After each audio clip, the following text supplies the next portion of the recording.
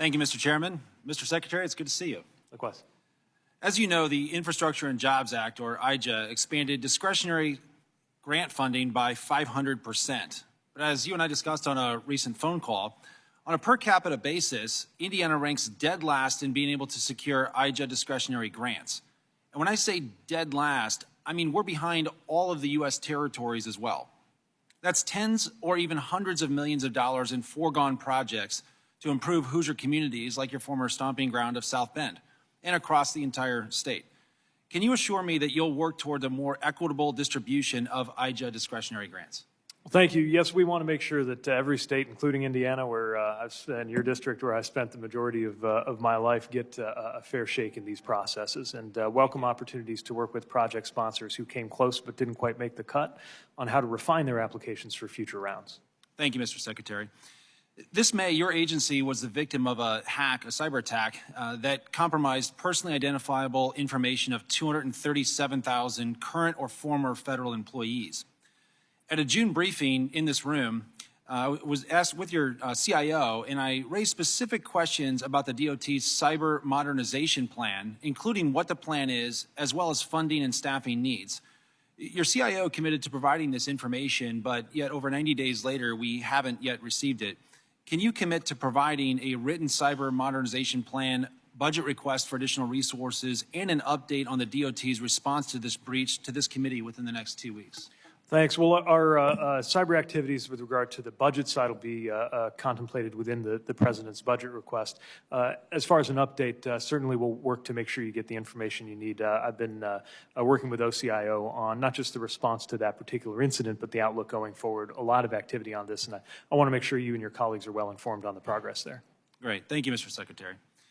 Turning to another topic, you help run the administration's Supply Chain Disruptions Task Force. Is that right?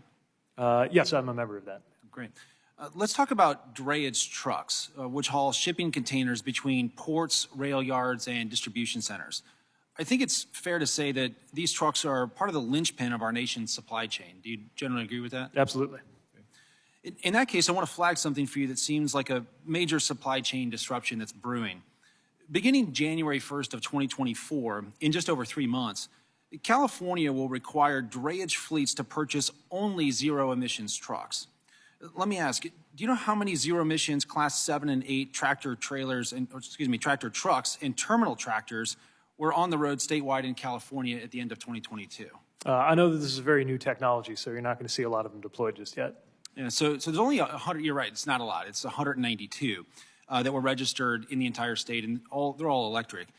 But the ports of LA and Long Beach, two of America's busiest ports, require thousands of drayage trucks to move products through our supply chain. And an official in the port actually estimates that roughly 1,500 to 2,000 drayage trucks serving LA, Long Beach are retired every year.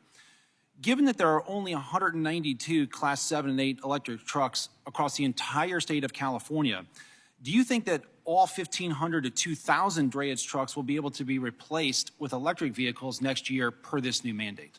So as a department, we've not created a formal assessment of whether the industry will be able to meet the compliance timeline set forth by CARB. But we certainly recognize that that represents an aggressive transition. We've been in dialogue with the port directors about the efforts to comply there. I do think there's great opportunity for the EV use case in the drayage context because you often have predictable, defined, and relatively short runs.